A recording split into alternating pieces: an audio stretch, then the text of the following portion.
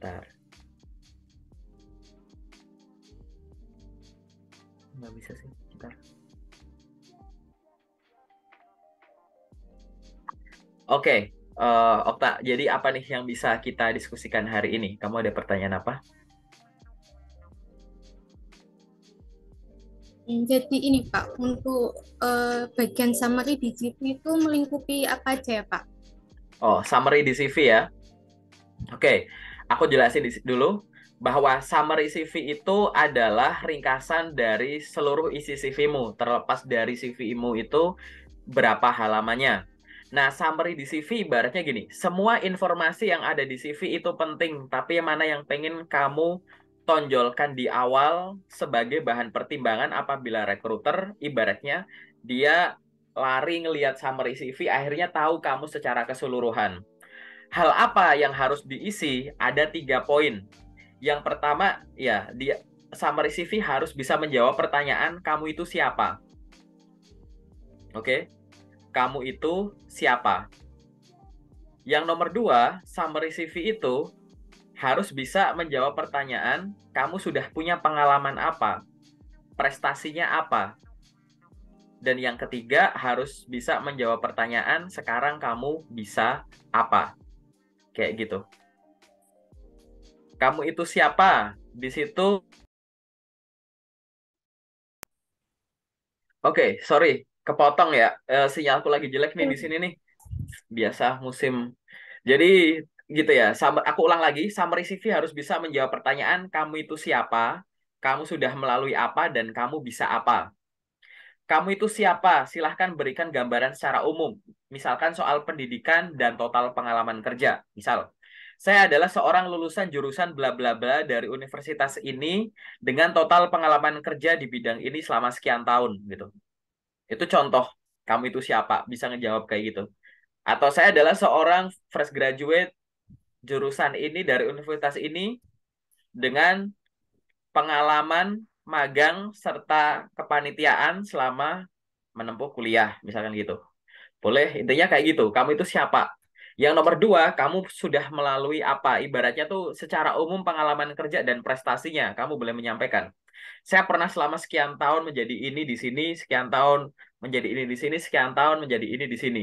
Selain itu saya juga pernah mengikuti perlombaan ini. Atau selain itu saya pernah memenangkan kompetisi ini gitu.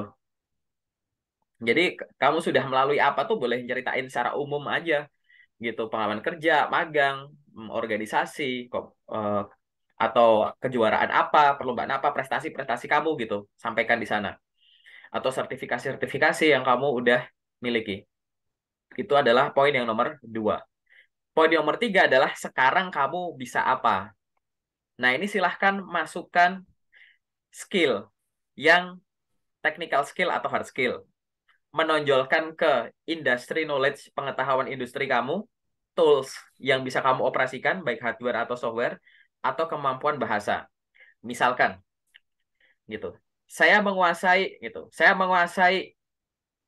proses apa? Misalnya kamu jurusan psikologi ya, gitu. Kamu sampaikan saja, gitu. Saya menguasai alat tes psikologi meliputi ini. Saya menguasai proses rekrutmen secara keseluruhan meliputi ini. Gambaran aja gitu.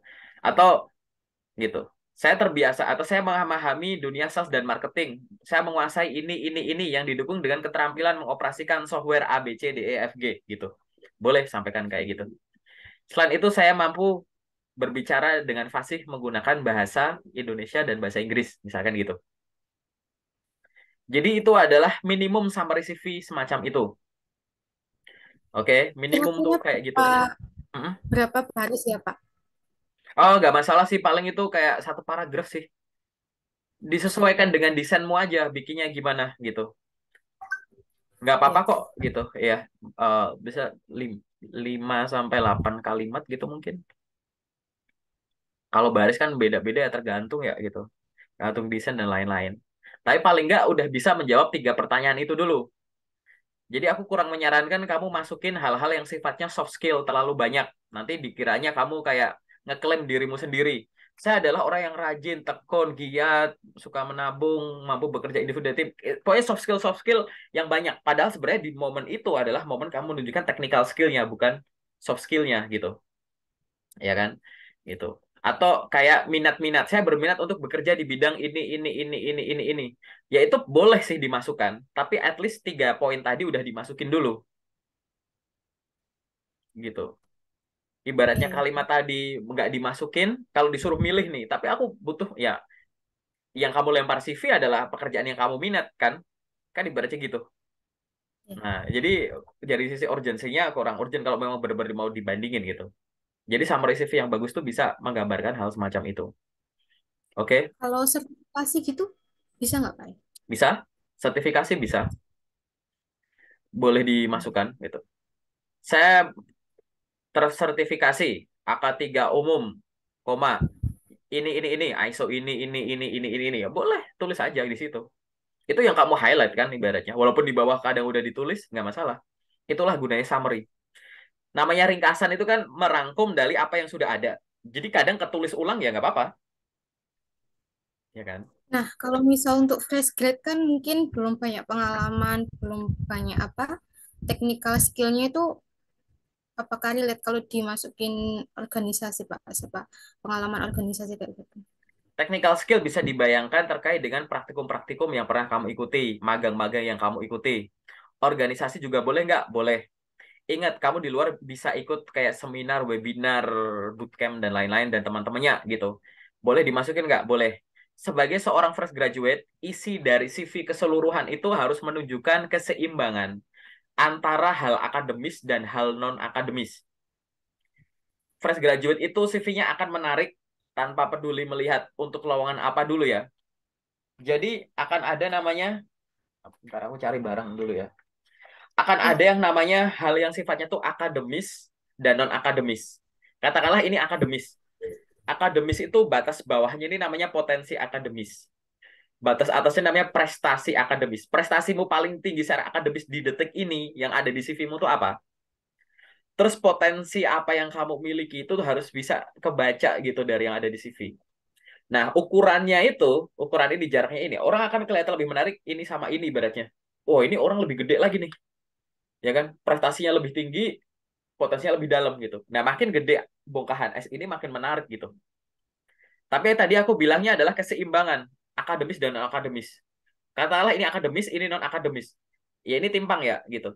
Kayak akademisnya lebih tinggi prestasinya daripada non akademisnya. Ya nggak masalah. Kalau kondisi ideal itu memang susah dipenuhi, tapi nggak masalah. Jadi seolah-olah tuh kamu pamer, ini loh secara akademis prestasi saya yang sudah saya lalui. Tapi saya nggak cuma kuliah doang loh, saya nggak cuma sekolah doang loh. Di luar kegiatan akademis saya, nih loh, saya sibuk ini, menghasilkan ini. Dari kegiatan akademis dan akademis non akademis saya, akhirnya saya punya pengalaman ini loh, pengetahuan ini loh. Kan menarik gitu ya. Ini orang IPK-nya tinggi, jurusannya bagus, kampusnya bagus misalkan, tapi dia juga aktif organisasi dan lain-lain loh. Nggak jadi member tuh. Nah, ini kan menarik sekali. Oh, dia jago bagi waktu, udah kebiasa berorganisasi, berinteraksi gitu ya. Sorry, Ya, Pak. kayak gitu. Tapi balik lagi, keseimbangan ini jangan didefinisikan berarti kalau nggak seimbang nggak menarik ya nggak. Oh, ini secara non akademis kok nggak berprestasi ya? Oh, ini anak nggak pernah ikut organisasi. Setelah itu kita cek, oh ternyata dia kuliah sambil kerja, jadi dia nggak ada waktu untuk berorganisasi. Ya, jadi dimaafkan gitu. Jadi kejawab gitu. Nah, atau sekarang gini, kalau dia dari secara akademis ya nggak bagus-bagus amat gitu ya, ya mediocre gitu ya. Terus dari sisi non akademis, organisasi dan lain, ya sesekali ikut. Lah ini sibuk apa? Paham nggak? Gitu, gitu. Nah, kerennya adalah itu nomor satu sebagai seorang fresh graduate, aku pengen memberikan apa ya gambaran bahwa akan menarik bahwa akademis dan non akademis ini bisa terbaca di CV. Coba usahakan, coba lihat prestasimu sampai titik ini tuh apa. Ingat ya, prestasi itu jangan melulu cuma dilihat dari menang kompetisi tertentu yang dapat hadiah, piala, piagam viral gitu-gitu. Tapi yang tadinya nggak bisa jadi bisa, yang tadinya bisa jadi hebat, yang tadinya sedikit jadi banyak, yang tadinya ada jadi nggak ada, yang tadinya ditaruh jadi dipakai, yang tadinya dianggap sebelah mata sekarang dipandang semua orang gitu-gitu. Hal-hal yang semacam itu tuh bisa tuh coba dipikirin apa gitu, ya kan? Nah, Itu no, itu kenapa? yang bikin apa kayak saya bingung gimana nih cara mengemasnya biar CV saya itu epic gitu loh Pak. Bisa istilahnya kayak bisa dilihat kayak gitu. Oh, oke. Gini, ini kalau udah ngomong bikin epic secara detail nanti ya di sesi detail ya, aku liatin dulu ya, aku lihat dulu ya. Aku nggak pernah ngelihat CV orang yang mau aku review soalnya. Itu biar nanti aja tek gitu. Oh, gini gitu. Oke, jadi di sesi detail nanti aku jelasin dulu gimana bikin epic. Wah, ini istilah menarik juga nih ya, ada istilah epic di sini muncul gitu. Nggak apa-apa, tadi ibaratnya semacam itu. Ini aku kasih gambaran-gambaran gitu ya. Oh, berasa udah tua banget ya gitu. Jadi bagi teman-teman pas graduate gitu, jadi silahkan upayakan, diupayakan keseimbangan antara prestasi akademis dan non-akademis. Itu yang nomor satu. Yang nomor dua, sadarilah bahwa teman-teman itu akan dinilai dari apa yang tertulis. Contoh, Okta kan lulusan kuliah nih. Kalau pengalaman pendidikan yang Okta tulis itu SMA misalkan, terus CV-nya dikasih ke aku bakal nyangka nggak kalau kamu anak kuliahan? Pasti kan aku Enggak Pak. akan, iya, aku akan ngerasa kayak ini anak SMA nih gitu. Maksudku gitu. Jadi kalau kamu punya hal banyak gitu, ya pastikan itu tertulis di CV. Karena di awal tuh kita akan nilai kamu berdasarkan apa yang ditulis. Jangan sampai nanti akhirnya, oh iya Kak, aku bisa kok itu, aku pernah kok itu. Ya mana tertulis nggak? Gitu. Jangan sampai nggak tertulis. Apa yang terjadi di situ? Satu, jangan salah bikin prioritas yang ditulis di CV. CV itu ada bagian-bagian wajib, ada bagian yang opsional. Gitu. Bagian-bagian wajib itu apa misalkan? Ya tadi nama, informasi pribadi, summary, pengalaman kerja, pengalaman organisasi kepanitiaan, training sertifikasi, skill, prestasi, pendidikan, itu hal-hal yang wajib. Ada yang sifatnya opsional, misalkan foto, moto hidup, hobi, kontak referensi gitu. Itu opsional. Tapi opsional ini ada yang kalau ditulis makin bagus, enggak juga nggak apa-apa. Ada yang mau ditulis atau enggak masalah gitu. Sesuai yang diminta aja nantinya dan lain-lain lah, tergantung. Nah, kamu harus paham dulu mana yang wajib, mana yang enggak. Yang satu itu. Yang nomor dua adalah terkait dengan jangan salah memprioritaskan info gara-gara kamu mengejar halamannya. Kak, CV harus satu halaman ya. Kak, CV dua halaman. CV itu satu halaman boleh, dua halaman boleh, tiga halaman boleh. Gitu. Kalau ada yang bilang wajib satu halaman itu salah, wajib dua halaman itu salah, wajib tiga halaman itu salah. Boleh satu sampai tiga halaman. Jangan memaksakan halamannya sedikit, khususnya satu halaman. Kalau pengalamanmu banyak, takutnya apa? Satu yang harusnya ditulis malah nggak ditulis. Salah prioritas itu, ya kan? Atau yang harusnya ditulis, ya ditulis sih, tapi seadanya, gitu. Nanti akhirnya kamu dianggap biasa-biasa aja, ya kan? Karena ngejar halamannya gitu. Barangkali banyak info penting yang harusnya ditulis dengan cara dijabarkan, malah ditulis seadanya atau bahkan nggak dimasukin. Dengan alasan udah nggak muat. Secara estetika CV udah nggak bagus nih, kayak udah penuh nih, udah ini. Iya, tapi ngejar halaman itu salah gitu. Gitu. Nah, ini adalah hal-hal yang harus diperhatikan gitu. Oke. Dan yang Nah, selanjutnya, ya kenapa? lanjutkan Pak. Oke, dan yang selanjutnya yang terakhir adalah kamu harus sadari namanya dapetin pekerjaan itu ada dua cara. Intinya tuh apa sih gini? Yang pertama adalah kamu bisa dapat kerjaan dengan cara melamar, melamar, ngirim, ngirim, ngirim, ngirim, ngirim. Sebagian orang dapat pekerjaan dengan cara melamar, aktif ngirim gitu ya. Nah, sebagian yang lain dapat pekerjaan dengan cara ditawari gitu.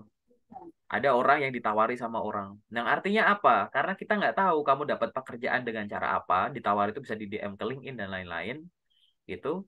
Sehingga kamu harus upayakan keduanya. Selain kamu sibuk melamar kerja, kamu harus sibuk branding. Intinya buat apa? Biar perusahaan tahu ada orang sehebat kamu. Yang cara aktif ini kamu aktif memberitahu perusahaan ada orang sehebat kamu, yang kamu aktif branding di sosmed, katakanlah LinkedIn. Itu biar kamu rame. Akhirnya postinganmu tuh terpapar kemana-mana. Terus ini orang siapa sih dikunjungi profilnya? Oh, kita butuh orang kayak gini di DM. Gitu. Kalau kamu sebagai seorang job seeker yang ada di era digital semacam ini cuma sibuk lamar mulu, ya buat aku sih kurang smart ya gitu. Karena kesempatan bisa pakai dua tadi. Kenapa aku bilang kurang smart? Ya, kamu ada hal yang ibaratnya tetap bisa kamu lakukan secara berbarengan gitu setiap harinya gitu. Nah, ini adalah hal-hal yang basic yang ibaratnya harus kamu pertimbangkan. Jadi tadi kalimat kamu yang aku suka itu kalimatnya ya, gimana bikin CV epic adalah jangan berfokus pada bikin CV epic. Epic tuh harus pakai dua hal. CV itu harus epic cara bikinnya dan epic cara pakainya ya, pakai istilahmu loh ya gitu. Epic cara bikinnya tuh kamu paham. CV itu mau kamu desain pakai kreatif atau ETS friendly, isinya apa, nulisnya gimana gitu. Itu epic dari sisi cara bikinnya. Cara bikin itu kau pahami. CV harus gimana sih? Nah, ada 4 hal yang harus ada di CV. CV harus dibikin secara jujur, tapi jujur aja nggak cukup. Harus yang lengkap.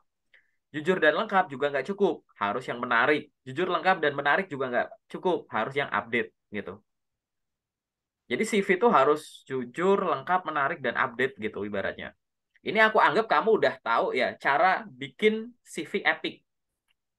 Nah, selanjutnya, CV ini kan akan kamu pakai untuk lamar kerja di banyak channel. Ya lewat email, ya lewat portal karir A, B, C, D, E, lewat LinkedIn, lewat website, dan lain-lain. Nah, kalau kamu sudah punya CV yang epic bikinnya, sekarang epic cara pakainya. Pahami cara ngelamar kerja lewat email, pasti beda dengan lewat Glints misalkan. Lewat Glints juga pasti beda nanti lewat Jobstreet, nanti beda lewat portal yang lain. Lewat LinkedIn juga beda. Jangan diperlakukan sama gitu. Ngirim lamaran lewat LinkedIn itu lebih dari sekedar nemuin lokernya dan ngirim lamaran.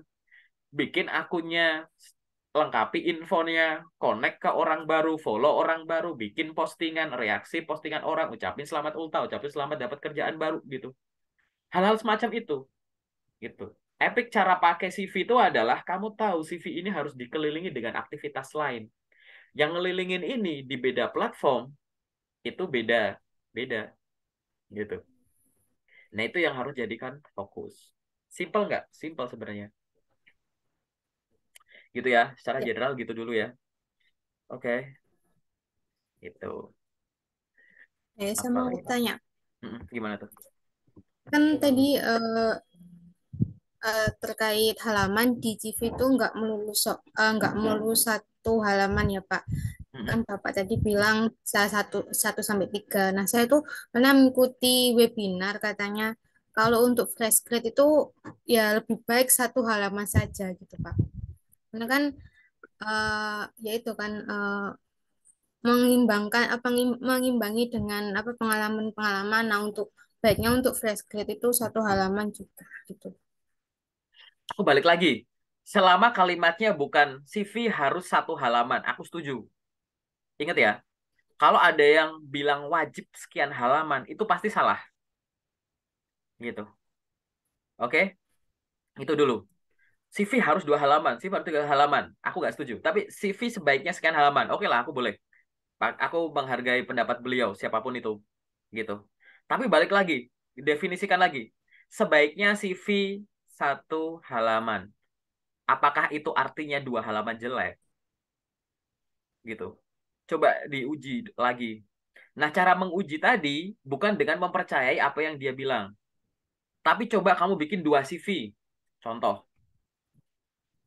ada loker yang kamu kirimin lamaran pakai 1 halaman ini. Seret. Ada loker yang kamu kirim pakai yang 2 halaman ini. Kamu data, kamu rekap. Iseng aja seminggu. Mana yang respon cepat dan respon paling banyak. Ingat ya, merespon. Merespon itu apa? Diintip, diunduh, dilihat, gitu ya. Di apa lagi?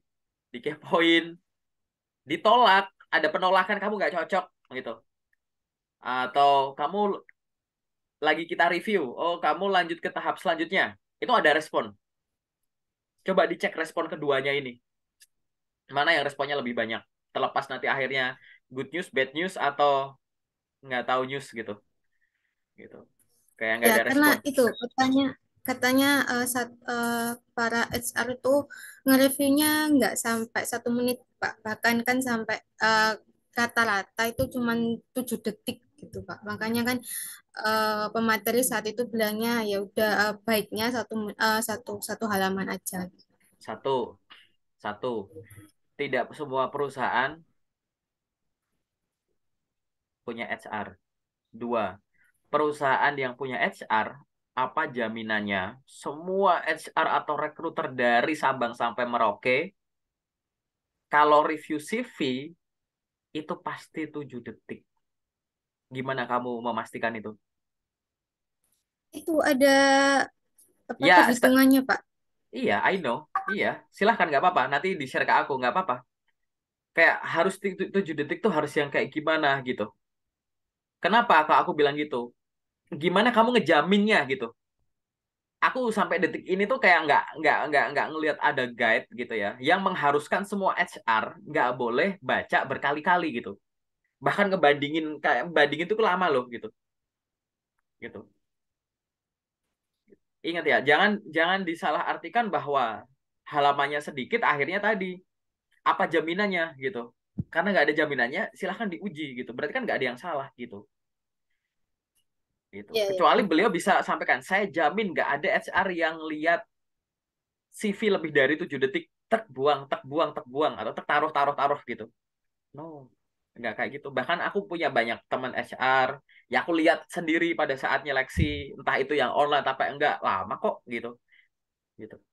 Ada juga yang cepat sih, tapi kan durasi satu orang dan orang yang lain kan, inget ya, nge-review CV itu yang dikejar informasinya, bukan durasinya. Kalau informasinya itu masih dipertimbangkan, masih di ini itu, nggak bakal di secepat itu. Kenapa? SR itu bukan pemutus tunggal loh.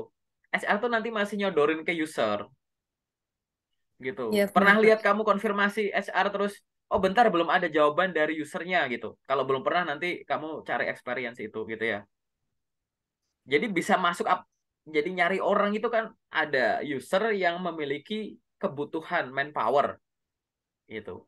Disetujui, akhirnya dibantu sama teman-teman rekruter untuk pemenuhan tersebut. Memang dengan SLA tertentu gitu, jangka waktu tertentu.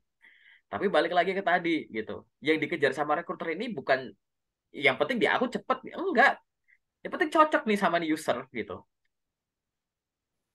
Gitu. Jadi Oke. jadi kayak gitu. Jadi em, ini lebih kayak konteksnya aja sih gitu. Aku balik lagi ya. Aku menghargai dengan webinar ini, tapi kamu nggak bisa menyerap ini sebagai sesuatu hal yang disebut sebagai kebenaran mutlak.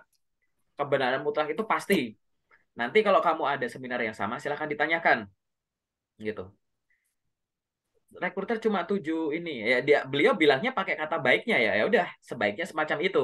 Kenapa coba kamu nggak replace kata sebaiknya di kalimat selanjutnya gitu.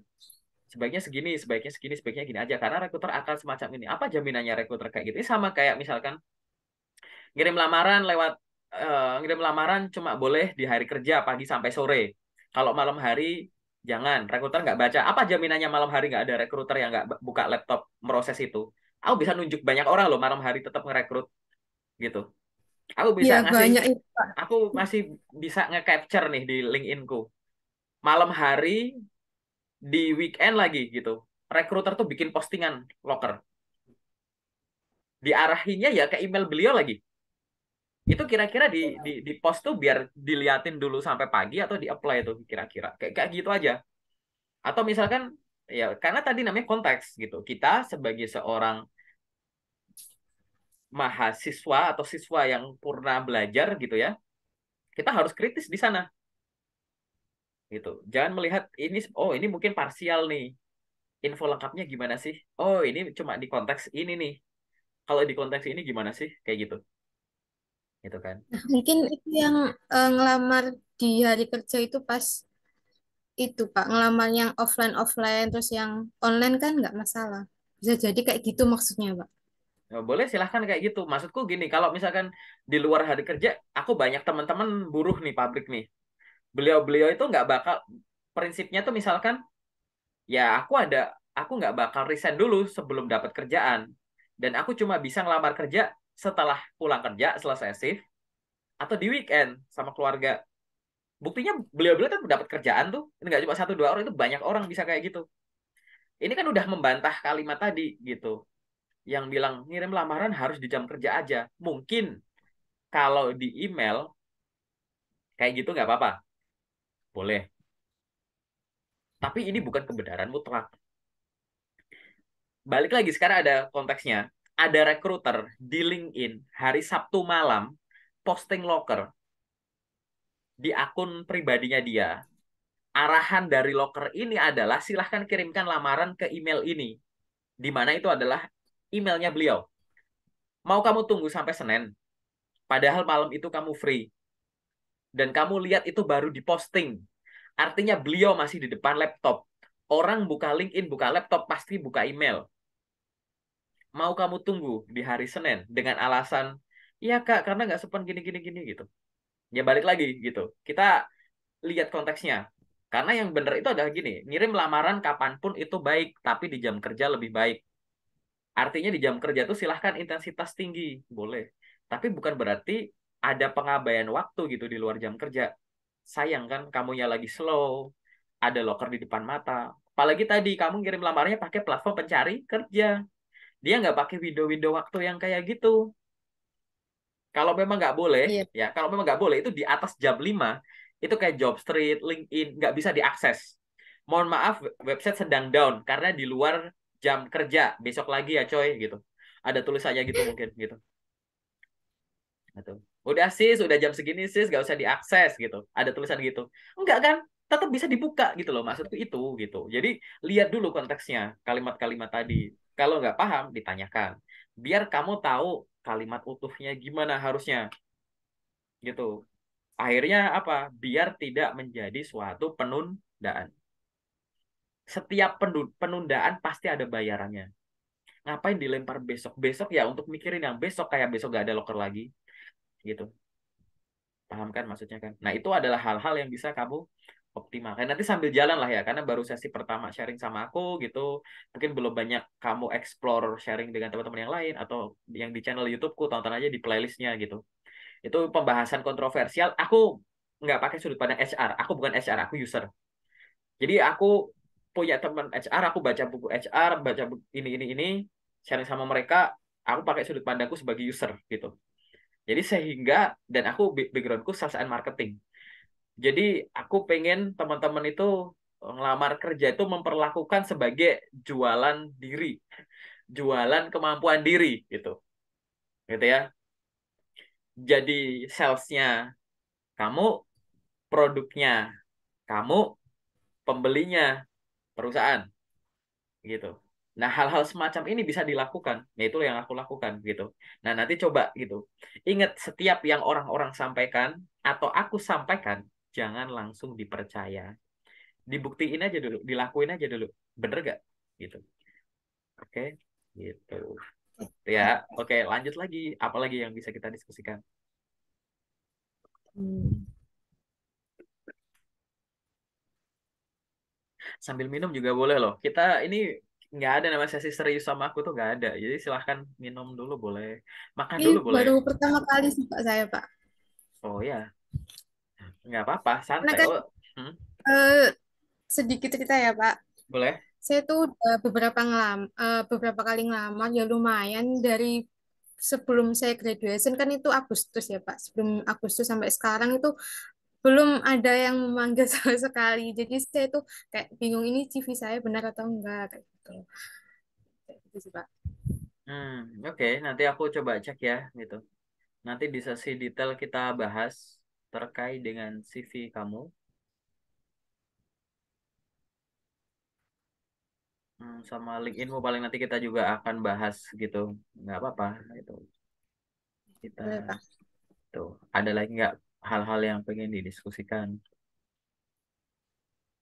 Mungkin cukup Pak ya. Cukup yang sifatnya Bisa general udah cukup. Ya, Oke, ya. kalau ya cukup kita sekarang masuk ke sesi yang detail ya. Aku intip dulu CV-mu.